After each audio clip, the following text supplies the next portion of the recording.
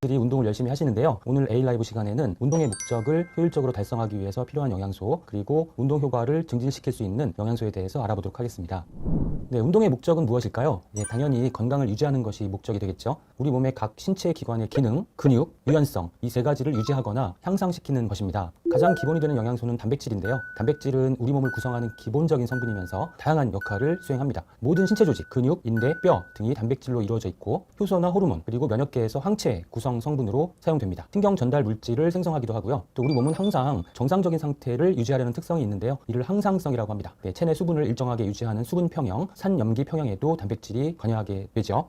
단백질은 복잡한 대사 과정을 거치게 되는데 음식으로 섭취한 단백질은 소화 효소에 의해서 아미노산 단위로 분해가 되고요. 장에서 흡수가 됩니다. 흡수된 아미노산은 아미노산 풀을 형성하고 이러한 아미노산 풀을 이용해서 근육의 합성, 또 우리 몸에 필요한 물질들을 새롭게 만들어내는 것이죠. 이렇게 복잡한 과정을 단순화시키면 다음과 같이 나타낼 수 있는데요. 여기서 중요한 부분은 단백질 대사의 정상화라고 할 수 있습니다. 아미노산은 우리 몸이 필요로 하는 다양한 물질을 만들어내기도 하고 또 이러한 성분들을 분해해서 다시 아미노산을 재사용하기도 하는데요. 다른 모든 영양소와 마찬가지로 오래되면 몸 밖으로 내보내야 하고 새로운 아미노산을 보충해야겠죠. 그렇다면 현대인들은 단백질을 잘 섭취하고 있을까? 국민 영양조사 결과 우리 국민들의 단백질 섭취량은 부족하지 않은 것으로 나타나고 있습니다. 그런데 제가 단백질을 보충해야 한다고 강조를 드리는 이유는 바로 단백질의 근원이 되는 식품들이 주로 육류나 가공식품인데 이러한 식품들은 단백질만 제공해주는 것이 아니고 건강에 해로운 성분들도 함께 섭취하게 된다는 문제가 있다는 것입니다. 더 중요한 부분은 단백질이 잘 대사되지 않으면 기존 단백질이 잘 빠져나가지 않거나 새로운 단백질이 이용되지 않고 그대로 배출될 수 있다는 것입니다. 단백질을 활발하게 대사하는 것이 중요한데요. 단백질 대사를 활성화시키는 유일한 방법은 바로 운동입니다. 운동을 하지 않으면 아무리 좋은 단백질을 섭취해도 소용이 없다는 것이죠. 그래서 운동을 규칙적으로 열심히 하면서 육류나 가공식품, 인스턴트 식품 대신에 대두나 계란, 우유 등의 좋은 단백질을 보충하는 것이 중요합니다. 사실 육류, 가공식품, 인스턴트 식품을 줄이면 우리 국민들의 단백질 섭취량은 권장량에 훨씬 미치지 못하기 때문에 식생활 개선이나 단백질 보충제가 필요하다고 생각을 합니다. 그리고 단백질은 당연히 식사와 함께 섭취하는 것이 좋기 때문에 하루 필요량을 한 번에 섭취하는 것보다는 나누어 섭취하는 것이 효과적이다라는 연구 결과가 발표되었고요. 또 근육 관련해서는 저녁 시간에 근육 운동을 하고 단백질을 보충하는 것이 근육의 발달에 더 도움이 된다는 내용도 밝혀졌습니다. 운동의 목적 중 하나가 근육의 발달이라고 말씀을 드렸는데 단백질과 함께 근육의 합성에 가장 중요한 영양소는 바로 물입니다. 우리 몸은 70%가 수분으로 구성되어 있습니다. 몸속 수분은 신체의 다양한 역할을 수행하고 체온 조절과 세포 활동을 돕는데 근육도 70%가 수분으로 이루어져 있습니다. 근육을 생성하려면 수분이 절대적으로 필요하다는 것이죠. 수분이 부족하게 되면 근육세포에서 수분이 빠지게 되면서 혈액량이 감소하고 근세포에 산소와 영양소 공급을 전달하기 어려워집니다. 그래서 운동 능력이 떨어지게 되고요. 근손실이 일어날 수 있습니다. 운동 전과 후, 그리고 운동을 하는 중간에도 수분 섭취를 해주는 것이 중요합니다. 그 밖에 근육에 필요한 영양소로는 비타민 D, 오메가3 지방산, 비타민 C를 꼽을 수 있겠습니다. 체내 비타민 D 수준이 낮으면 근육 형성 및 근력이 감소하고요. 근감소증 그룹에서 체내 비타민 D 농도가 낮게 측정되었습니다. 비타민 D의 보충이 근육 기능 및 근력 향상에 도움이 된다는 연구 결과는 상당히 많이 발표가 되었습니다. 골격근의 성장과 재생에 미치는 오메가3 지방산의 잠재적 역할이라는 논문에서는 오메가3 지방산이 염증 억제, 미토콘드리아 활성화, 근육세포의 보호, 성장 등의 작용을 통해서 근육의 합성이나 유지에 도움이 된다고 밝히고 있고요. 실제로 근감소증의 보조치료 용도로 사용되고 있기도 합니다. 영국에서 진행된 유럽 암 영양 전망 연구에서는 참가자 1만 3천여 명, 42세에서 82세까지의 조사 자료를 분석하였는데요. 비타민C 섭취량 최상위 그룹 또는 혈중 비타민C 수치 최상위 그룹이 최하위 그룹에 비해서 골격 근량이 훨씬 많은 것으로 나타났고요. 비타민C 섭취가 중년 이후 노화에 의한 근육 감소를 억제하는 데 도움이 된다는 결과를 발표하였습니다.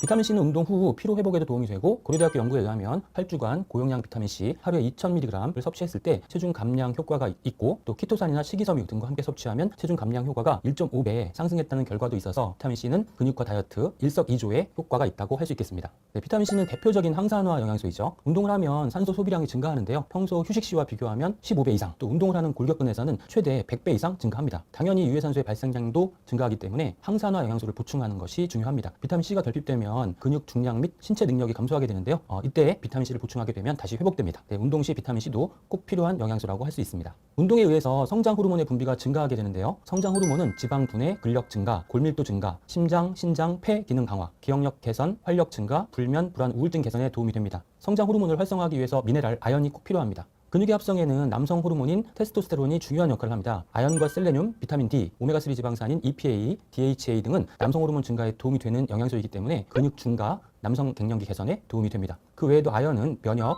또 성장, 인슐린 민감성 개선, 항산화 효소 SOD의 합성, 또 DNA 복제 전사 및 세포 신호 전달, 근육의 성장 회복, 염증 억제 물질 NF-카파비 생성에 필요합니다. 근육의 수축과 이완은 근육 단백질인 액틴과 미오신의 상호작용에 의해서 이루어지는데 이 과정에서 칼슘이 꼭 필요합니다. 운동과 관련해서는 분당 차병원 아주대병원의 공동 연구 결과를 소개해 드리겠는데요. 성인 남녀 3,242명 대상으로 12년간 혈중 칼슘 농도와 칼슘 섭취량에 따른 근감소증 관련 연구에서 칼슘 섭취량이 낮은 그룹은 높은 그룹 대비해서 근감소증이 남성은 1.7배, 여성은 2.4배가 증가했다라는 결과가 나왔는데요. 이 결과를 통해 칼슘이 근육의 유지에 도움이 된다는 사실을 확인할 수 있습니다. 네, 미네랄 마그네슘은 근육의 수축과 이완, 신경 조절에 관여하는데 운동 전에는 근육을 부드럽게 풀어줘서 부상 위험을 감소시키고요. 운동 후에는 근육의 충분한 휴식을 통해서 근손실 및 근육통, 근육 경련을 예방하는 데 도움이 됩니다. 그 외에도 마그네슘은 효소의 구성 성분으로서 체내에서 300여 가지 이상의 효소 작용에 필요하고요. 뼈 건강, 심혈관계 건강, 운동 능력 향상, 또 혈당, 인슐린 조절 작용으로 대사증후군 예방에 도움이 되고요. 우울, 불안 등 감정장애 개선, 또 수면의 질, 인지기능 개선에 도움이 되는 미네랄로 알려져 있습니다. 네, 또 마그네슘은 에너지 생성과 저장에도 관여합니다. 우리 몸에서는 에너지를 ATP의 형태로 만들어서 저장했다가 필요할 때 사용하는데 화면에서처럼 ATP는 마그네슘에 의해서 안정적으로 보존되는 것이죠. 에너지가 필요할 때는 ATP에서 P, 즉 인 하나가 떨어져 나가면서 에너지로 전환됩니다. 우리 몸에서 열량이 지방으로 저장되지 않고 에너지로 잘 전환되기 위해서는 마그네슘 그리고 에너지 대사 과정에 꼭 필요한 비타민 B군이 중요합니다. 다이어트 하실 때 비타민 미네랄이 기본이 되어야 한다는 점 꼭 기억하셨으면 좋겠습니다. 네, 근육의 증가, 지방 축적과 염증의 억제, 인슐린 민감성에 도움이 되는 오스테오칼신과 아디포넥틴이라는 물질이 있는데 오스테오칼신은 뼈에서 만들어지는 호르몬이라고 할 수 있고 아디포넥틴은 지방 조직에서 분비하는 호르몬입니다. 오스테오칼신의 합성에 도움이 되는 영양소는 단백질, 칼슘, 마그네슘, 비타민 D, 비타민 K이고요. 아디포넥틴의 합성에는 레두 단백질, 또 오메가3 지방산 등이 필요한 것으로 알려져 있습니다. 운동이 건강에 도움이 되는 것은 분명하지만 운동선수가 다른 직업군에 비해서 수명이 짧다라는 연구 결과가 많습니다. 그 이유는 무엇일까요? 네, 바로 유해산소입니다. 네, 유해산소가 우리 몸을 산화시키기 때문인데요. 그래서 항산화 영양소가 현대인들의 건강을 위한 필수 조건이라고 할 수 있습니다. 비타민 C와 비타민 E, 코엔자임 Q10, 베타카로틴을 포함한 식물 영양소가 대표적인 항산화 영양소이고 또 우리 몸에서 만들어지는 SOD, GPX, 카탈레이즈 등의 항산화 효소의 합성에는 셀레늄, 아연, 구리, 망간, 철분 등의 미네랄이 필요합니다. 네, 운동 효과를 향상시키기 위해서는 코엔자임 Q10의 섭취를 추천드립니다. 네, 코큐텐을 건강기능식품으로 보충을 하면 체내 코큐텐의 농도가 상승하고 또 운동 능력이 향상된다는 결과는 일반적이라고 할 수 있을 정도로 연구가 많이 진행됐습니다. 근육과 관련해서도 코엔자임 Q10의 보충이 근육 통증, 근육 약화와 개선, 근육의 피로와 경련 예방에 도움이 되는 것으로 확인이 되었습니다. 코엔자임 Q10은 에너지 대사 과정에서 꼭 필요한 영양소인데요. 그래서 우리 몸에서 활동이 가장 많은 조직에 코엔자임 Q10의 농도가 가장 높습니다. 심장이 대표적이죠. 그런데 코엔자임 Q10은 나이가 들면 가장 급격하게 감소하는 영양소이기 때문에 보충이 중요합니다. 네, 그래서 제가 건강기능식품을 추천할 때 빼놓지 않는 것이 바로 코엔자임 Q10입니다. 네, 옥타코산울 역시 운동 시 필요한 영양소인데요. 옥타코산울은 심폐기능을 강화시킬 수 있고요. 네, 운동 시 최대 혈압을 약 12.3% 떨어뜨리고 최대 맥박수는 11.7%, 피로 산소량을 21.2% 감소시킬 수 있어서 운동 능력과 지구력 강화에 도움이 되죠. 네, 운동 효과를 위한 최적의 영양소라고 할 수 있겠습니다. 또한 옥타코산울은 유해산소를 제거하는 글루타티온을 증가시키고요. 스트레스 호르몬을 줄여서 스트레스 완화에도 도움이 되는 영양소라고 할 수 있겠습니다.